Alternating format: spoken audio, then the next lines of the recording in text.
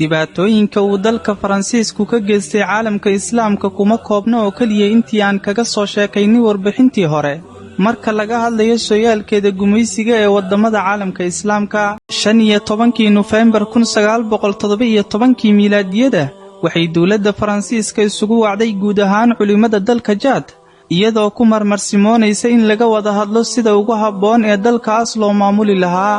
400 oo culimo oo ay ku jiraan aqoon-yahano iyo indheergaradka bulshada ayaa isugu yimid magaalada Abshah ee gobolka Waaday iyagoo run moodaya codsiga dawladda Faransiiska balse markii ay goobta isugu yimaadeen ayay dawladda Faransiiska mid u gowracday dadkii culimada ahaa ee isaga yimid daafaha dalka Jaad waxayna maalin qura gowraceen ciidamada Faransiiska 400 oo culimo iyo dheeraad ومجازرا في كل يوم والدماء أنهار arrinta la yaab kale waxay tahay in dawladda Faransiiska aanay inkiri karin ficilkaas foosha xun ee ay geysatay balse waxay ku andacootay in talaabada ay ku gumaaday culimada ay kaga dan lahayd inay kaga takhaluso dib u dhaca oo ay kala jeedo diinta Islaamka ee ay culimadaas xambaarsanaayeen saraakiisha Faransiiskana waxay sheegeen in dalka Jaad uu gali doono marxalad xurnimo ay ku tilmaameen iyagoo sheegay in uu ka xuroobi doono tacaaliimta diinta Islaamka iyo dhaqanada suuban ee shariicada Islaamku jidaysay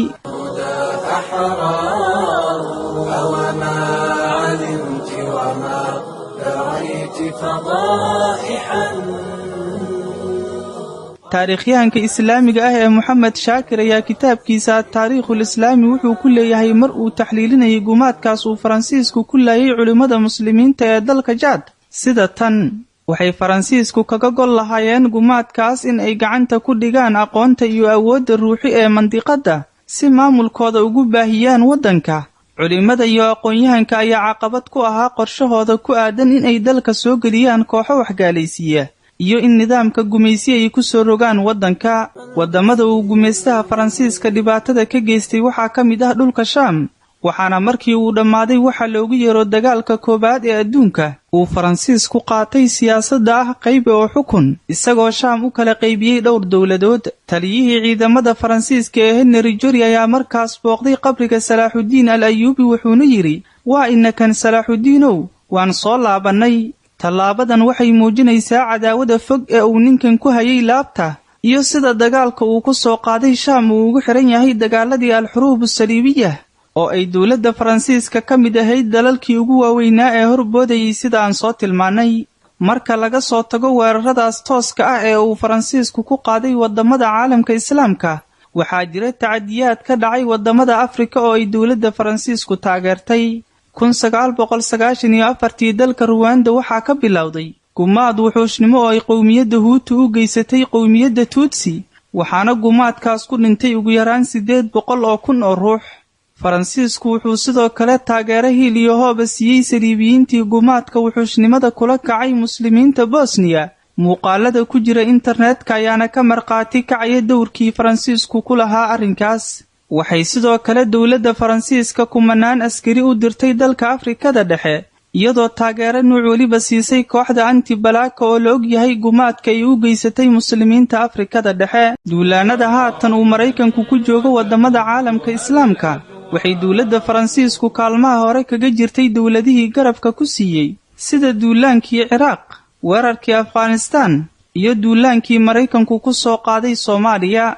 dalka muslimka ah ee Maali ayuu Faransiisku duulaan ku soo qaaday sanadkii 2013 tan iyo xilligaasna waxay dalkan ciidamada Faransiisku ka geysanayaan tacadiyaad kala duwan iyagoo si bareer ah u beegsanaya dadka muslimiinta ah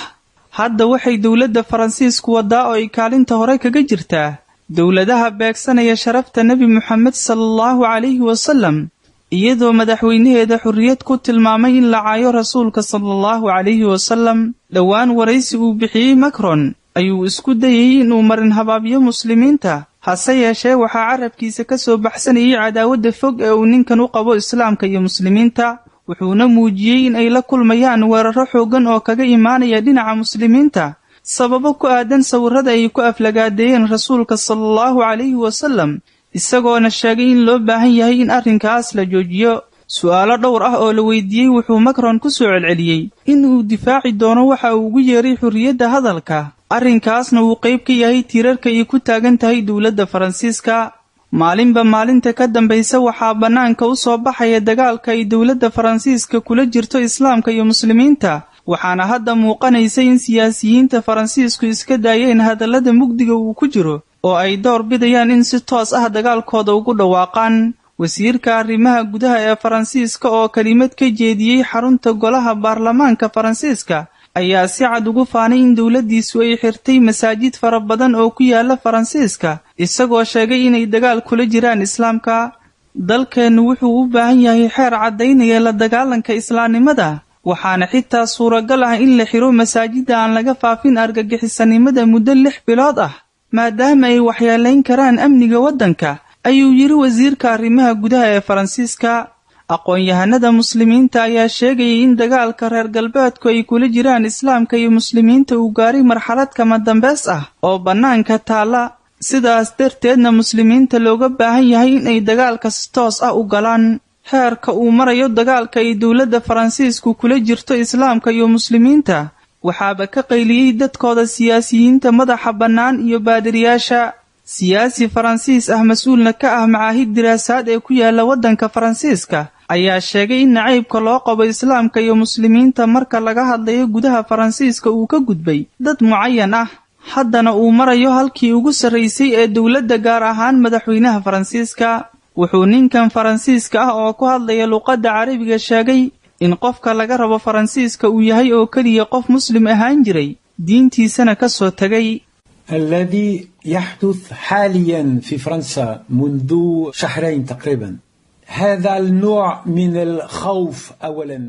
waxaa hadda ka socda Faransiiska muddo laga joogo 2 bilood waa cabsi, necab ka dhan ah muslimiinta iyo calaamad muujinaysa jahliga ay Faransiiska kaga jiraan islaamka. wuxuu necabkaas iyo jahligaas ka gudbay koox mucayan ah, isagoo gaaray halkii ugu sarreysay ee dowladda, gaar ahaan madaxweyne Macron. necabka Faransiiska ay u qabaan guud ahaan muslimiinta wuxuu ka gudbay inuu ahaa mid mucayan ah oo dad gaar ah ku wajahnaa, haddana wuxuu noqday mid ku wajahan 95% guud ahaan muslimiinta. waxaan dhihi karaa in hadda qofka muslimka ah ee laga doonayo Faransiiska uu yahay oo kaliya qofka muslimka ah ee isaga tagay diintiisa. من هذه المسلمين وحتى استطيع أن أقول أن حاليا في فرنسا المسلم المقبول ليس إلا المسلم الذي ترك دينه. haddaba waa kan wejiga hore iyo midka dambe ee dalka Faransiiska, waxayna taariikhdu ka marqaati kacaysaa in dalkan uu horar ku yahay diinta islaamka iyo muslimiinta. mowqifka iyo jawaabta ay ka qaadanayaan muslimiintana waa mid ayaga looga fadhiyo.